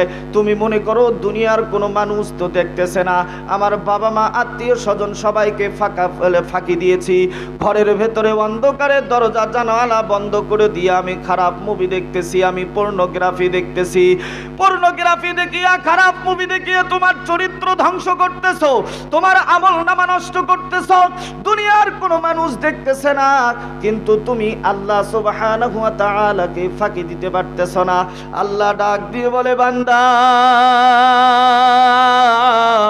তুমি যেখানেই থাকো না কেন, যেই অবস্থায় থাকো না কেন, শুধুমাত্র আমি আল্লাহ রাব্বুল আলামিন এত তীক্ষ্ণ নজর দিয়ে তোমার দিকে তাকায় থাকি, একটা জাররা পরিমাণ কোনো প্রকার টু শব্দ করার সুযোগ পাবে না। আমি আল্লাহ আমার কর্ণগোচর হয়ে যাবে, আমার নজরে পড়ে যাবে। জোরে বলেন সুবহানাল্লাহ।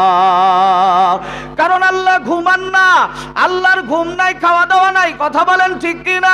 মুসা আলাইহিস সালাতু ওয়াস সালাম বলেছিলেন, ওগো আসমানের মালিক, আপনি কি ঘুম আসেন না? মুসা আলাইহিস সালাতু ওয়াস সালামকে আল্লাহ সুবহানাহু ওয়া তাআলা বলেছেন, বান্দা ওগো আমার পয়গম্বর মুসা, আমি যদি ঘুমাই তাহলে কি হবে তোমাকে পরীক্ষা করে দেখাই। বলে একটা গ্লাস পানি নিয়ে আসো। মুসা আলাইহিস সালাতু ওয়াস সালাম এক পেয়ালা পানি নিয়ে হাতের ভেতরে ধরে আছেন। আল্লাহ বলেন, মুসা তুমি পানিটা ধরে রেখে দাও, ধরে রেখে দাও। হঠাৎ করে আল্লাহ সুবহানাহু ওয়া তাআলা মুসা আলাইহিস সালাতু ওয়াস সালামের চোখে ঘুম দিয়ে দিয়েছে, তন্দ্রার ভাব এসে গেছে। এমন ভাবে হাতের ভেতরে থেকে পানির পেয়ালাটা পড়ে গিয়ে ভেঙে গিয়েছে। মুসা আলাইহিস সালাতু ওয়াস সালাম বলেন, মালিক ও আল্লাহ, আমার তন্দ্রার ভাব আসার কারণে গ্লাসটা পড়ে ভেঙে গিয়েছে, আমি নিজের ইচ্ছে করে ফালা দেই নাই, ভেঙে ফেলে দেই নাই। আল্লাহ সুবহানাহু ওয়া তাআলা বলেন, বান্দা মুসা, তোমার তন্দ্রার ভাব আসার কারণে তুমি একটা গ্লাসকে কন্ট্রোল করতে পারলা না, তুমি ঘুমাও নাই, শুধুমাত্র ঘুমের ভাব তোমার চোখের ভেতরে এসেছে। এই ঘুম নিয়ে তুমি একটা পেয়ালা পানি গ্লাসটা তুমি সামলাইতে পারলা না, তুমি সঠিকভাবে ধরে রাখতে পারলে না। যেই আমি আল্লাহ, আমি রব গোটা দুনিয়ার দায়িত্ব আমার উপরে, সমস্ত মাখলুকের দায়িত্ব আমি রবের উপরে, সমস্ত মানুষের দায়িত্ব আমি রবের উপরে। আমি আল্লাহ যদি একটা সেকেন্ড ঘুমাই তাহলে বলো তোমার তন্দ্রার ভাব আসার কারণে গ্লাসটা ভেঙে গিয়েছে, চূর্ণ বিচূর্ণ হয়ে গেছে। আমি যদি একটা সেকেন্ড ঘুমাই তাহলে গোটা দুনিয়া কিয়ামত হয়ে যাবে। কথা বলেন ঠিক কি না? ওগো যুবক ভাইরা, এই জন্য আল্লাহ সুবহানাহু ওয়া তাআলাকে ফাঁকি দিতে পারবো না। আল্লাহ সুবহানাহু ওয়া তাআলা বলেন, বান্দা আমি আল্লাহ তোমাদের তীক্ষ্ণ নজর দিয়ে তাকাই। ইন্না রাব্বাকা লাবিল মিরসাদ, আমি আল্লাহ এত পরিমাণ তীক্ষ্ণ নজর দিয়ে তাকাই, যেমন কোন শিকারীর বস্তুর দিকে তীক্ষ্ণ নজর দিয়ে তাকায় আল্লাহ সুবহানাহু ওয়া তাআলা, ঠিক তদ্রূপ বান্দার দিকে ওই রকম ভাবে এত পরিমাণ তীক্ষ্ণ নজর দিয়ে তাকায়, বান্দা এক চুল পরিমাণ ফাঁকি দিতে পারবে না। তারপরে আল্লাহ তাআলা হাসরের ময়দানে একটা নয় দুইটা নয়, বান্দার জন্য কাল কিয়ামতের দিনে একটা নয় দুইটা নয়, চারটি করে সাক্ষী উপস্থাপন করবেন। কয়টি? জোরে বলতে হবে, কয়টি? আল্লাহ সুবহানাহু ওয়া তাআলা চারটি করে সাক্ষী উপস্থাপন করবেন। এই চারটি সাক্ষী বান্দার বিরুদ্ধে অথবা বান্দার পক্ষে দেবে। বান্দার যদি পক্ষে দেয় তাহলে বান্দা জান্নাতি, আর যদি বিপক্ষে দেয় তাহলে জাহান্নামী। চারটি করে সাক্ষী উপস্থাপন করার মালিকের প্রয়োজন নাই, মালিক একাই যথেষ্ট। কথা বলেন ঠিক কি না? তারপরেও আল্লাহ বান্দাকে বলেন, বান্দা দুনিয়ার ভেতরে কোনো বিচারক যদি সাক্ষী দেয় তাহলে সেই সাক্ষী কার্যকর হয় না, সেই সাক্ষী অনুযায়ী বিচার ফয়সালা হয় না, কারণ বিচারকের সাক্ষী গ্রহণযোগ্য হয় না। আমি আল্লাহ যেহেতু বিচারক, আমি আল্লাহ নিজেই যথেষ্ট। আমি যদি তোমাদেরকে জাহান্নামে দেই, বাধা দেওয়ার মতো ক্ষমতা কারো নাই। আমি যদি জান্নাতের ভেতরে দেই, কেউ বাধা দিতে পারবে না। তারপরেও আমি আল্লাহ ইনসাফ কায়েম করব ওই দিন। আমি আল্লাহ একটা নয় দুইটা নয়, চারটি করে সাক্ষী তোমাদের বিরুদ্ধে উপস্থাপন করব। এই চারটি সাক্ষী তোমাদের বিরুদ্ধে সাক্ষী দিয়ে দেবে। মুসলমান, ফাঁকি দেওয়ার বুদ্ধি নাই, এক যারা পরিমাণ ফাঁকি দিতে পারবো না। আল্লাহর ভয় আমাদের দিলের ভিতরে পয়দা করতে হবে। ওগো আল্লাহর বান্দা, আম্মা জান খাদিজা রাদিয়াল্লাহু তাআলা আনহা আল্লাহর পয়গম্বরের অর্ধাঙ্গিনী ছিলেন। আল্লাহর পয়গম্বর যিনাকে সবচাইতে বেশি ভালোবাসতেন, সবচাইতে বেশি মহাব্বত করতেন, সমস্ত বিবিদের থেকে আম্মা জান খাদিজাকে বেশি মহাব্বত করতেন। কথা বলেন ঠিক কি না? এর জন্য আয়েশা রাদিয়াল্লাহু তাআলা আনহার সঙ্গে বিশ্ব নবীজির সামান্য মনোমালিন্য হয়েছিল, কারণ বিশ্ব নবীজি আম্মা জান খাদিজাকে বেশি ভালোবাসেন। একদিন হঠাৎ করে সকালবেলা ফজরের নামাজ পড়িয়া আল্লাহর পয়গম্বরের অর্ধাঙ্গিনী আম্মা জান খাদিজা রাদিয়াল্লাহু তাআলা আনহা ক্রন্দন করতেছিলেন, চোখের অশ্রু বেয়ে বেয়ে পড়তেছিলেন, বেয়ে বেয়ে পড়তেছিলেন।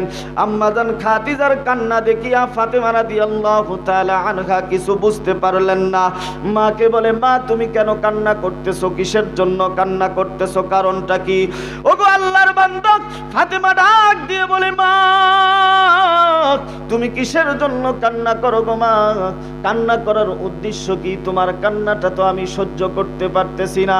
ওগো মা, তোমার কান্নাটা থামায় দাও, তোমার কান্না আমার কলিজার ভেতরে লাগতেছে। ফাতেমা বলতেছে, বারবার কান্না থামাও। এইদিকে আম্মা জান খাদিজার কান্না যেন আরো সময় সময় বেড়ে চলতেছে, চোখের পানি আরো অঝরে পড়তেছে। ফাতেমা বারবার বলে, আম্মা জান খাদিজার কান্না আরো বেড়ে যায়। লাস্ট পর্যায়ে ফাতেমা রাদিয়াল্লাহু তাআলা আনহা আল্লাহর পয়গম্বর বিশ্ব নবীজির কাছে গিয়ে বললেন, ওগো বাবা, আমার মায়ের আম্মা জান খাদিজার কি যেন হয়েছে, আমার মার যেন কি হয়েছে, অনেক লম্বা টাইম ধরে চোখের পানি ছেড়ে দিয়ে কান্না করতেছে, কান্না করতেছে। কি যেন হয়েছে আমি বারবার বলতেছি, মা গো মা কান্না থামায় দাও। আমার মা কান্না থামায় না, চোখের পানি আরো অঝরে পড়তেছে, কান্নাটা আরো বেড়ে যাচ্ছে। আল্লাহর পয়গম্বর বিশ্ব নবীজি সাহাবাদেরকে বললেন, সাহাবা তোমরা দাঁড়াও, দেখি বাসার ভেতরে দিয়ে গিয়ে দেখি কি অবস্থা, কেন কান্না করতেছেন। আল্লাহর পয়গম্বর বিশ্ব নবীজি আল্লাহর পয়গম্বর বিশ্ব নবীজি হুজরাখানায় চলে গেলেন। আম্মা জান খাদিজার সামনে গিয়ে খাদিজাকে লক্ষ্য করে দেখলেন যে তিনি চোখের পানি ছেড়ে দিয়ে কান্না করতেছে, অশ্রু ঝরতেছে এমন ভাবে। আল্লাহর পয়গম্বর বললেন, বিবি ওগো বিবি, কিসের জন্য কান্না করো? কান্না করার কারণটা কি? আমি রাসূলকে বলো, তোমাকে কেউ কিছু বলেছে নাকি? তোমাকে কেউ কি অপমান করেছে? তোমাকে কেউ কোনো কটু কথা বলেছে নাকি? আমি রাসূলকে বলো, আমি বিষয়টা দেখতেছি। আল্লাহর পয়গম্বরের অর্ধাঙ্গিনী আম্মা জান খাদিজা রাদিয়াল্লাহু তাআলা আনহা আরো যেন চোখের পানি ছেড়ে দিয়ে কান্না করে। পর্দার আড়ালে আমার মায়েরা গো, মনোযোগ দিয়ে ঘটনাটি শোনার চেষ্টা করবেন, বোঝার চেষ্টা করবেন। আম্মা জান খাদিজা চোখের পানি ছেড়ে দিয়ে কান্না করতেছে, আরো বেড়ে যাচ্ছে। আল্লাহর পয়গম্বর এক পর্যায়ে বলতেছে, বিবি, তোমার চোখের পানি আমি রাসূল সহ্য করতে পারতেছি না, আমার কলিজার ভিতরে আঘাত লেগে যাচ্ছে। ওগো বিবি, তোমার দোহাই লাগে, তুমি বলো কিসের জন্য কান্না করো? কোন উদ্দেশ্যে কান্না করতেছ? তোমার দুঃখটা কোথায়? তোমার ব্যথাটা কোথায়? আম্মা জান খাদিজা বলেন, ইয়া রাসূলুল্লাহ, ইয়া হাবিবাল্লাহ, ওগো আল্লাহর পয়গম্বর, আমাকে দুনিয়ার কোনো মানুষ কিছু বলে নাই, কোনো মানুষ কটু কথা বলে নাই, কোনো মানুষ অপমান করে নাই, আর কোনো মানুষ আমাকে অপমান করার সাহসও পাবে না, কারণ আমি আল্লাহর পয়গম্বরের অর্ধাঙ্গিনী। আর এই আরবের বুকে 10 জন ধনাঢ্য ব্যক্তির মধ্যে আমি একজন ধনাঢ্য ব্যক্তি। আমার সম্মান এবং মান মর্যাদা অনেক বেশি রয়েছে, তাই আমাকে কেউ কোনো কটু কথা বলার সাহস পাবে না, সাহস পাবে না। আল্লাহর পয়গম্বর ডাক দিয়ে বললেন, বিবি, তাহলে কিসের জন্য কান্না করো? কান্না করার কারণটা কি? আল্লাহর পয়গম্বরের অর্ধাঙ্গিনী ডাক দিয়ে বলতেছেন, ইয়া রাসূলুল্লাহ, ওগো আল্লাহর পয়গম্বর, আমি কান্না করতেছি আপনার জবান থেকে একটি হাদিস শুনেছিলাম। বলে, কি হাদিস শুনেছিলাম? আপনার জবান মোবারক থেকে শুনেছিলাম, যখন মানুষ মৃত্যুবরণ করবে, ওই মানুষকে যখন কবরের ভেতরে রাখা হবে, ওই মানুষটার যদি আমল না থাকে, ওই মানুষ যদি নেক আমল নিয়ে কবরে যেতে না পারে, তাহলে কবরটা আল্লাহর ওই বান্দা বান্দির জন্য সংকীর্ণ হয়ে আসবে। সংকীর্ণ, এমন সংকীর্ণ হবে, কবরের এক পাশের মাটি আর এক পাশে প্রবেশ করবে, আর এক পাশের মাটি আর এক পাশে প্রবেশ করবে। ওগো আল্লাহর পয়গম্বর, আপনি দেখা দিয়েছিলেন একটা হাড়ের ভেতরে আর একটা হাড় এইভাবে প্রবেশ করবেন। ওগো আল্লাহর বান্দারা, মনোযোগ দিয়ে শুনবেন। আল্লাহর পয়গম্বরের অর্ধাঙ্গিনী বলতেছেন, আপনার জবান মুবারক থেকে শুনেছি কবরটা সংকীর্ণ হয়ে আসবে। যারা বদ আমল নিয়ে, যারা বদকার হবে, নেককার হবে না, ওই কবরের ভেতরে রাখার পরে তাদের কবরটা সংকীর্ণ হয়ে আসবে। ওগো আল্লাহর পয়গম্বর, আমি খাদিজার তো তেমন কোনো আমল নাই, তেমন কোনো সামান নাই। আমি খাদিজাকে ওই কবরের ভেতরে রাখার পরে যদি কবর দুই দিক থেকে চাপ দেয়, কবর যদি সংকীর্ণ হয়ে আসে, গো আল্লাহর পয়গম্বর, আমি খাদিজা সহ্য করতে পারবো না, যার কারণে আমি আমার চোখের পানি আর ধরে রাখতে পারি না। কে বলতেছে কবরটা সংকীর্ণ হয়ে আসবে? কথা বলেন, কথা বলেন। খাদিজা বলতেছেন, আমার কবরের তেমন কোনো সামান নাই, বিশ্ব নবীজির অর্ধাঙ্গিনী, আর আমি সলিমদ্দি কলিমদ্দি, এক ওয়াক্ত নামাজ সঠিকভাবে পড়ি না, আমার মা বোনেরা পর্দা ঠিক মতো পড়ি না, আমাদের কিন্তু ওই কবরের আর জাহান্নামের ভয় নাই। অথচ আম্মা জান খাদিজা রাদিয়াল্লাহু তাআলা আনহা ওই কবরের আযাবের ভয়ে চোখের পানি ছেড়ে দিয়ে কান্না করতেছে। যিনাকে নাকি আল্লাহ তাআলা বলেছেন, ওগো জিবরাইল, যাও যাও, ওই যে আমার বান্দি খাদিজা আসতেছে, আমি আল্লাহর পক্ষ থেকে আমার খাদিজাকে সালাম দিয়ে দাও। যেই আল্লাহর বান্দিকে আল্লাহ স্বয়ং সালাম জানাইছেন, তাহলে আল্লাহ যাকে সালাম দিয়েছেন এই ব্যক্তি জাহান্নামী হতে পারে? জাহান্নামী হতে পারে না।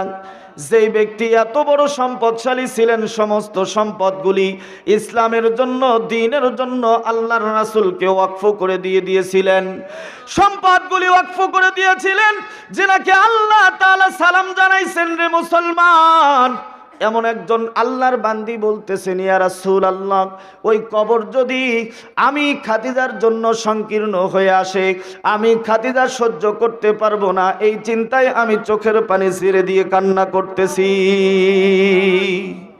কবরের আযাব যে কত কঠিন, সইতে আমি পারিব না, মৃত্যুর যন্ত্রণা কত কঠিন, সইতে আমি পারিব না। ও গো দয়াময় ও গো রহিম, ও গো দয়াময় ও গো রহিম, চাই যে তোমার শুধু করুণা। কবরের আযাব যে কত কঠিন, সইতে আমি পারিব না। মৃত্যুর যন্ত্রণা কত কঠিন, সইতে আমি পারিব না। মসজিদের ওই পালকিখানা, আসবে দাঁড়ে দাঁড়ে সবার জানা। মসজিদের ওই পালকিখানা, আসবে দাঁড়ে দাঁড়ে সবার জানা। বড়ই পাতার গরম পানি, শেষ গোসল দিবে তাও জানি। গোসল শেষে ওই সাদা কাফনে, গোসল শেষে ওই সাদা কাফনে, চির বিদায় দিবে তাও জানা। কবরের আযাব যে কত কঠিন, সইতে আমি পারিব না। মৃত্যুর যন্ত্রণা কত কঠিন, সইতে আমি পারিব না। ও গো দয়াময় ও গো রহিম, চাই যে তোমার শুধু করুণা। কবরের আযাব যে কত কঠিন, সইতে আমি পারিব না। জোরে জোরে বলেন মারহাবা। লা ইলাহা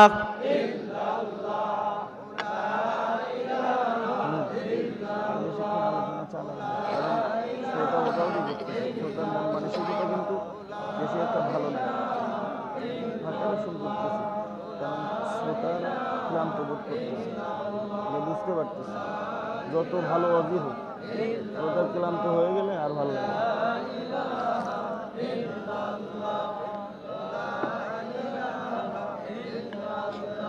জোরে লা ইলাহা,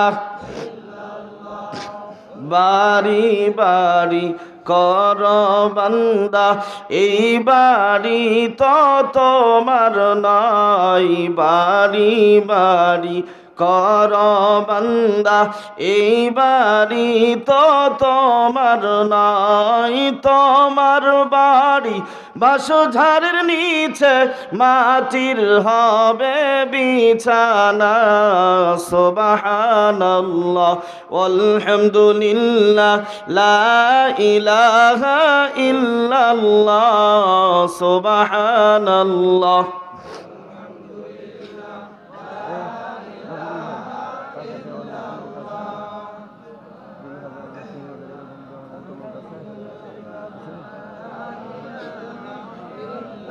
জোরে লা ইলাহা,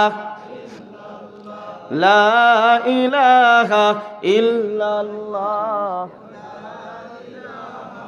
ইল্লাল্লাহ, লা ইলাহা ইল্লাল্লাহ, মুহাম্মাদুর রাসূলুল্লাহ সাল্লাল্লাহু আলাইহি ওয়াসাল্লাম। সম্মানিত উপস্থিতি, কষ্ট পাচ্ছেন? আর অল্প সময় কষ্ট দেব, থাকবেন তো ইনশাআল্লাহ? আখরি মোনাজাত করে আমি অনেক দূর থেকে এসেছি, প্রায় 250 কিলোমিটার দূরে। এত পরিশ্রম করে আপনাদের মাঝে এসেছি, আপনারা আখরি মোনাজাত পর্যন্ত আমাকে একটু সময় দেন। ওঠাউটি করবেন না, বলেন আছেন তো ইনশাআল্লাহ? তারপরেও যারা ওঠাউটি করবে, একটা কথা আছে, যার শেষ ভালো যার, সব ভালো তার। এজন্য আমরা সবাই আখরি মোনাজাত করে যাব ইনশাআল্লাহ। এই যে এত সুন্দর মাহফিলের আয়োজন করেছে, এত সুন্দর প্যান্ডেলের ব্যবস্থা করেছে মসজিদ কর্তৃপক্ষ, যুবক ভাইরা, এই জন্য আমাদের এই মাহফিলের সাথে থাকা দরকার আছে না নাই? আছে। এই জন্য কোনো ওয়াজ নসিহত ছাড়া, মন গলায়া মিষ্টি মিষ্টি কথা বলে আপনাদেরকে না নিয়ে সরাসরি ডাইরেক্ট আপনাদেরকে হিট করতেছি। আল্লাহর বান্দারা যারা আছেন এই মাহফিলের জন্য বা মসজিদের উন্নয়ন কল্পে, আমি যে কয়জন মানুষ আছে এতগুলি আল্লাহর বান্দার ভেতর থেকে 10 জন ব্যক্তি দেখতে চাই, যে 10 জন ব্যক্তি মায়ের পাগল হবে, মায়ের জন্য, বাবার দান করবে, মাকে বাবাকে লক্ষ্য করে উদ্দেশ্য করে দান করবে। 10 জন ব্যক্তি আমি দেখতে চাই 2000 করে টাকা দেবেন এই মসজিদের উন্নয়ন কল্পে। আছেন নাকি এমন কোন আল্লাহর বান্দা সর্বপ্রথম দাঁড়ায় বলবেন, হুজুর আমার মার জন্য আমার বাবার জন্য আমি 2000 টাকা দেব এই মসজিদের উন্নয়ন কল্পে? আছেন কিনা? মায়ের জন্য বাবার জন্য এমন কোন আল্লাহর বান্দা আসেননি 2000 টাকা দিবেন? আমার ভাইরা 2000 টাকা জীবনে বহুত টাকা ব্যয় করেছেন, বহুত টাকা খরচ করেছেন, এদিক ওদিক চলে গিয়েছে। সম্মানিত মুসলমান ভাইরা রে আমার, মায়ের জন্য বাবার জন্য 2000 টাকা দিবেন এমন আল্লাহর বান্দা যদি থাকেন, আমি মুসাফির মানুষ, আমার হাতে হাত দিয়ে আপনি মুসাফা করে যেতে পারেন। আমি অধম গুনাহগার আপনার জন্য দোয়া করতে চাই। আমি অধম গুনাহগার আপনার জন্য দোয়া করব, আল্লাহ তাআলা যেন আপনাকে কবুল করেন, আপনার দানকেও কবুল করেন, আপনার দুনিয়াবি বিপদ আপদ বালা মুসিবত যেন দূর করে দেন। আছেন নাকি গো কোনো আল্লাহর বান্দা? আমার মাতা পিতার জন্য আমি 3000 টাকা নগদ দিতেছি, আর 3টা জানালার গ্রিল করে দিতেছি। আমি মসজিদের ক্যাশিয়ার। সুবহানাল্লাহ বলেন, জোরে বলেন মারহাবা, আরো জোরে চিল্লায় বলেন মারহাবা। এ ভাই, যারা টাকা দেবেন না তারা বসে থেকে একটু সহযোগিতা করেন, উন্নয়ন হবে আপনাদের মসজিদের, কি ঠিক কিনা? আমি চিল্লায় আসসালাতু ওয়াসসালামু আলাল মুরসালিন ওয়াল আকিবাতু লিল মুত্তাকিন। ربنا ظلمنا أنفسنا وإن لم تغفر لنا وترحمنا لنكونن من الخاسرين. يا أول الأولين يا آخر الآخرين يا حي يا قيوم برحمتك نستغيث. اللهم نور قلوبنا بالقرآن وزين أخلاقنا بالقرآن ونجنا من النار بالقرآن وادخلنا في الجنة بالقرآن. রব্বুল আলামিন বাদাসর থেকে নিয়ে এই যে রাত রাত্রি পর্যন্ত তোমার কিছু কোরআন পাগল মাওলা রাসূল পাগল বান্দা বান্দি এখানে একত্রিত এই পর্যন্ত বসে আছে। আল্লাহ রব্বুল আলামিন, সর্বশেষে আমি নগণ্য গোলাম তোমার বান্দা বান্দিদেরকে নিয়ে হাত উঠাইছি। আল্লাহ মেহেরবানি করে দয়া করে আল্লাহ আমরা সকলকে তুমি মালিক কবুল করে নাও। রব্বুল আলামিন, খাস করে মালিক, আমরা যে আলোচনা করলাম আর শুনলাম, সমস্ত আলোচনার ভেতরে ভুল ত্রুটিগুলি মাফ করে দিয়ে আল্লাহ আলোচনার ভেতরে আমলীয় জিনিসগুলি আমাদের সকলকে আমল করার তৌফিক দান করিয়া দিন। আল্লাহ যতটুকু হাদিয়া হয়েছে আল্লাহ ওই সমস্ত হাদিয়াগুলি বিশ্ব নবীজির রওজা মুবারকে পৌঁছা দিন। খাস করে মাওলা তামাম দুনিয়ার জমিনের নিচে যত মুমিন মুমিনাত শুয়ে আছে সকলের কবরে রাখা দিয়ে পৌঁছা দিন। আমরা যারা আমিন আমিন করতেছি আল্লাহ আমাদের নিজ নিজ আত্মীয় স্বজন পাড়া প্রতিবেশী বন্ধু বান্ধব দাদা দাদি নানা নানি আল্লাহ ভাই বিরাদার যারা অন্ধকার কবরে চলে গিয়েছে মালিক আল্লাহ সকলের কবরখানা তুমি প্রশস্ত করে দাও, সকলের কবরের রাখা দিয়ে পৌঁছা দাও। খাস করে মাওলা আমরা যারা আমিন আমিন করতেছি আমাদের মধ্যে যাদের বাবা নাই আল্লাহ, যাদের বাবাকে বাবা বলে ডাকার মতো বাবা দুনিয়ার ভেতরে বেঁচে নাই, মাকে মা বলে ডাকার মতো দুনিয়ার ভেতরে বেঁচে নাই, আল্লাহ ওই সমস্ত মা বাবাকে কবুল করে নাও। আল্লাহ কবরখানা প্রশস্ত করে দাও। আল্লাহ অনেক মায়ের পাগল মসজিদের উন্নয়নের কাজে দান করেছে আল্লাহ, অনেক বাবা পাগল বাবার জন্য দান করেছে আল্লাহ। মাবুদ মেহেরবানি করে দয়া করে আল্লাহ যিনারা বাবা মার জন্য দোয়া চেয়েছে আল্লাহ ওই সমস্ত বাবা মাকে তুমি ক্ষমা করে দিয়ে কবরটা জান্নাতের বাগান বানায় দাও। আল্লাহ কেউ স্বামীর জন্য দোয়া চেয়েছে, আল্লাহ স্বামী দুনিয়ার থেকে বিদায় নিয়ে চলে গিয়েছে। কেউ আবার ভাইয়ের জন্য দোয়া চেয়েছে, কেউ আবার সন্তানের জন্য দোয়া চেয়েছে, পরিবারের আহাল পুত্রজনদের জন্য দোয়া চেয়েছে। আল্লাহ কেউ অসুস্থতার মধ্যে আল্লাহ পড়িয়া দোয়া চেয়েছে। আল্লাহ মেহেরবানি করে দয়া করে আল্লাহ সকলের সমস্ত সমস্যাগুলি দূর করে দাও। আল্লাহ অসুস্থতায় রয়েছে শেফা দান করে দাও, ঋণগ্রস্ত রয়েছে ঋণ পরিশোধ করার তৌফিক দান করে দাও, অভাব অনটনে রয়েছে অভাব অনটন দূর করে দাও।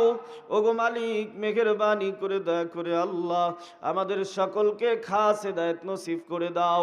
আল্লাহ এই মাইকের আওয়াজ যতদূর পর্যন্ত যায়, এই এরিয়ার মধ্যে তোমার যত মৃত ব্যক্তি শুয়ে আছে কবরখানা প্রশস্ত করে দাও, কবরখানা জান্নাতের বাগান বানায় দাও। আল্লাহ যেনারা কষ্ট করে এতক্ষণ পর্যন্ত তোমার যেই বান্দারা আলোচনা শুনেছে, আল্লাহ তোমার বান্দাদের জীবনের গুনাহ খাতাগুলি মাফ করে দিয়ে আল্লাহ তোমার বান্দাদেরকে তুমি কবুল করে নাও। আজকের মাহফিলটাকে আল্লাহ তুমি নাজাতের জরিয়া বানায় দাও। আয় আল্লাহ তাআলা পর্দার অন্তরালে থেকে আমার মা বোনেরা অনেক মনোযোগ সহকারে আলোচনা শুনেছে। আল্লাহ আমার মা বোনদের যাদের যেই সমস্যা রয়েছে আল্লাহ সমস্যাগুলি সমাধান করে দাও। আল্লাহ খাস হেদায়েত নসিব করে দাও। আমার মা বোনদেরকে তুমি পর্দানিশীন বানাইয়া দাও। আল্লাহ সংসারে গন্ডগোল দূর করে দাও। স্বামী স্ত্রীর মধ্যে সম্পর্ক ভালো নাই, সম্পর্ক করিয়ে দাও। আল্লাহ বিভিন্ন পেরেশানিতে ভুগতেছে, ওই পেরেশানিগুলি দূর করে দাও। আল্লাহ সন্তানাদি নষ্ট হয়ে যাইতেছে, সন্তানাদিকে তুমি ভালো করে দাও। আল্লাহ যার যেই সমস্যা নিয়ে হাত উঠাইছে, আমি মুসাফির নগণ্য গোলাম তোমার দরবারে আবদার জানাই মালিক আমাদের সকলের সমস্ত বালা মুসিবত দূর করে দাও। সর্বশেষে আমরা গুনাহগার, গুনার বোঝা মাথায় নিয়ে তোমার দরবারে হাত উঠাইছি। আল্লাহ মেহেরবানি করে দয়া করে আমাদের সকলের জিন্দেগির গুনাহ খাতাগুলি মাফ করে দাও। আল্লাহ যিনারা কষ্ট করে এত সুন্দর মাহফিলের আয়োজন করেছে, কোরআনের আলোচনা শোনানোর জন্য চেষ্টা করেছে, ফিকির করেছে, আল্লাহ যেই যুবক ভাইয়েরা এত সুন্দর আঞ্জাম দিয়েছে, ব্যবস্থা করে দিয়েছে ফিকির করে, আল্লাহ তেনাদের ফিকিরকে কবুল করে নাও, শ্রমকে কবুল করে নাও। আল্লাহ যুবক শ্রেণীর ব্যক্তিদেরকে তুমি তোমার কোরআনের জন্য কবুল করে নাও। আল্লাহ এলাকাবাসীকে কবুল করে নাও, যারা শ্রম দিয়ে, সময় দিয়ে, অর্থ দিয়ে এই মসজিদ এবং এই মাহফিলের আয়োজন করেছে, সহযোগিতা করেছে, উভয়কে কবুল করে নাও। আল্লাহ সাথে সাথে মাওলানা রফিকুল ইসলাম ভাইকে কবুল করে নাও। অনেক সময় আমাকে ফোন দিয়ে বারবার বলেছে, ভাই আমার এলাকার মাহফিল অবশ্যই আপনাকে উপস্থিত হতে হবে, আপনি অবশ্যই উপস্থিত হবেন। আজকেও আসার সময় কতবার ফোন দিয়েছে তার হিসাব নিকাশ নাই। আল্লাহ অনেক কষ্ট করেছে, আমার ভাইকে তুমি দ্বীনের খাদেম হিসেবে কবুল করে নাও। আয় আল্লাহ তাআলা ইলমের ভিতরে, আমলের ভিতরে, আল্লাহ নেক হায়াতের ভিতরে বরকত দান করে দাও। আল্লাহ যুগ সৃষ্ট বক্তা হিসেবে আল্লাহ দ্বীনের সহি কথাগুলি যেন উম্মতের ভিতরে প্রচার করতে পারে, জবান খুলে দাও। রব্বানা তাকাব্বাল মিন্না ইন্নাকা আনতাস সামিউল আলিম ওয়া তুব আলাইনা ইন্নাকা আনতাত তাওয়াবুর রহিম। আল্লাহ যেই ভাইরা এত সুন্দর প্যান্ডেল করেছেন, সাজায়াছেন, আল্লাহ অপারেটর ভাইরা, আয় আল্লাহ তাআলা ডেকোরেটর আঞ্জামকারী ভাইদেরকেও তুমি কবুল করে নাও। সুবহান রাব্বিকা রাব্বিল ইজ্জাতি আম্মা ইয়াসিফুন, সালামুন আলাল মুরসালিন, ওয়ালহামদুলিল্লাহি রাব্বিল আলামিন। আমিন সুম্মা আমিন।